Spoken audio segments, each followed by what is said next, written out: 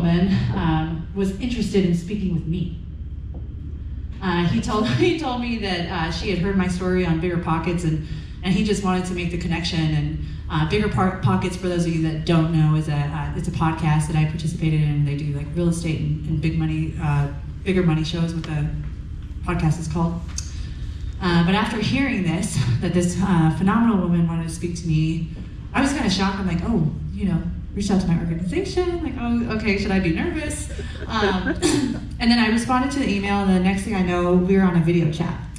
And we were talking, we spoke, shared some life stories together, and I was just so deeply moved. And I'm deeply moved tonight, guys, because she's here, all the way from New Jersey.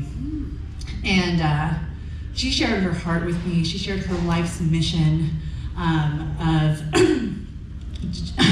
just providing guidance and wisdom to single parents who are experiencing poverty. And maybe they're not, But I am just honored and grateful that she was determined and able to just come and join us tonight. Let's welcome this phenomenal woman that you are all hearing about, all the way from Brooksville, right? I think that's right. Bound Brook, New Jersey. She's author of 10 Things I Wish I Knew as a Single Parent, and she's a financial coach with the most beautiful heart. Sonja Galyon-Kamonika.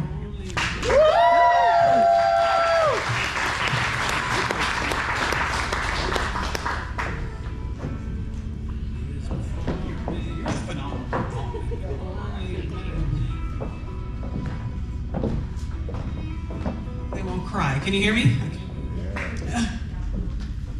That was really sweet, Jasmine. Thank you so much. I am the author, like she said, Sonja Galyon-Kamonika. I'm the author of 10 Things I Wish I Knew as a Single Parent. And I have a website, sonjagalyon-kamonika.com, but I didn't just write some book just random. I was sitting down one day having coffee and wrote a book. I actually was a single parent. And like your stories, many of your stories in here, I had a similar story. I grew up in a very religious, dysfunctional home. Excuse me, let me just set this real quick. Religious, dysfunctional home, a lot of violence, a lot of abuse. And at the age of 5, I got a concussion just for playing in the living room. So it wasn't what I was going to talk to you about, but I decided after listening to everybody's story, I need to relate to you as well. So I grew up with a lot of anger, and I grew up with parents who were using substances, very violent, a lot of issues like that. And I had made a determination that I was going to protect my kids when I got older. But little did I know, in order to protect my kids, I had to be mentally healthy as well. And that took a long time. I was actually very violent as a teenager and attempted to kill my own mother a couple times for letting the man who was my stepfather physically abuse me.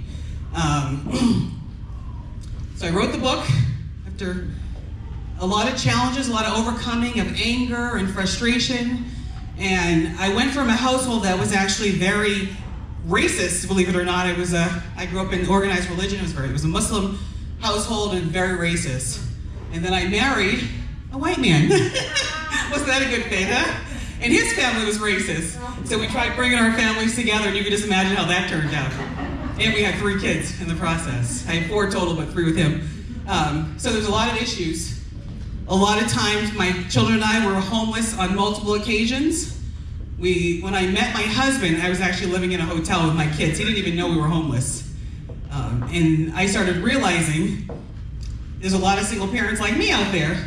A lot of us were feeling so much shame, so much embarrassment, and we're not telling people what's happening in our situation. And Jasmine said the title today is gratitude. And I started thinking back of all the challenges, we've all had. All the challenges I had growing up. Who I married, having my children, all the abuse, being violent, having to get anger management. It took a long time for me to heal from that stuff. I was talking to somebody a little while ago. It takes a long time to heal. The only reason I didn't ever drink or smoke or use drugs or anything like that was because I witnessed it in my household, and I was determined I wasn't going to do that. So my addiction of choice was relationships. So I would be the love addiction sort of thing. So how does that all relate to gratitude?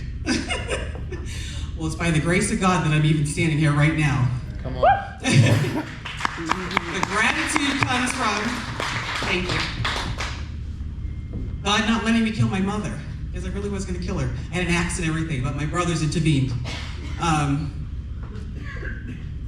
How do you have gratitude in a situation like that, where you've been either physically abused, emotionally abused, sexually abused, or abused in some way?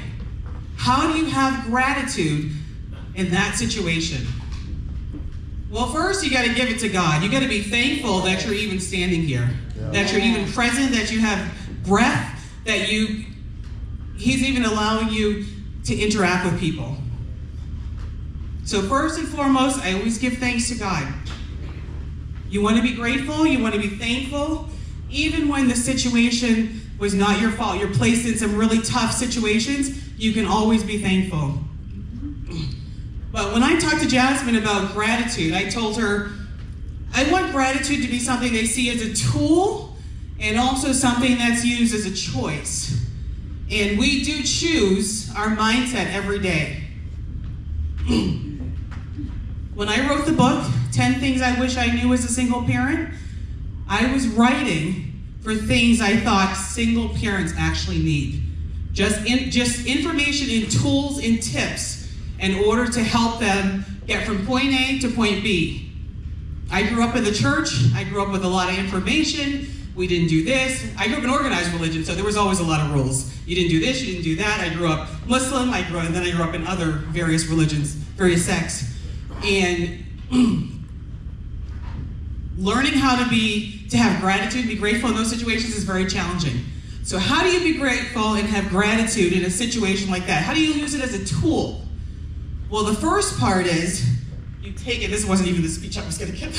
The first part is, you got to give it to God. You got to let Him take over your situation. And you have to be thankful no matter what has come your way, and at the same time not stay in that situation. I mentioned to you that when I first met my husband, my kids and I were living in a hotel. One of the reasons for that was because there was a lot of shame and embarrassment. But at the same time, I was always very grateful to receive. Like, I would go to the food pantries and I would get things, or I would get things I would work at the food bank and get bags of food, and I was always very grateful. And I would feel, happy that I had that. Sometimes the kids and I, we would go and we would shovel like 3 feet of snow, and we get $50 for it, which didn't make any sense, but for us, we were just in this attitude of gratitude. So how do you have gratitude and keep it moving at the same time? Use it as a tool and keep it as a mindset. Well, number one, the gratitude comes from, okay, thank you, I am in this situation, I can do better. And then you have to find ways to get yourself out of that situation, whatever that might be. So I wrote a book, 10 Things I Wish I Knew as a Single Parent. In that book, it is one, digestible, you can actually read it, and it's actually actionable steps you can take for a single parent. I grew up in the church, and we would listen to things like Dave Ramsey and a lot of ways to manage your money. Well, I was listening to that while living in a hotel. Yeah. So that information is helpful to a degree, but not always necessarily for single parents. Okay? So you want to be grateful, you want to have gratitude that information is there, but recognize there is something probably greater that you have not been exposed to. Thank you for playing the song also, Jasmine. Gratitude as an attitude. Anybody have any ideas how you use gratitude when nothing in your life is going right? Maybe you don't have housing. Maybe you're living in a halfway house. Maybe you're living in your car with 4 children. Maybe you don't have enough food. Maybe you can barely pay your bills. How do you have gratitude in that situation? Should you even have gratitude? Does anybody care in the first place? Does God even care that you have gratitude? Well, the answer to all that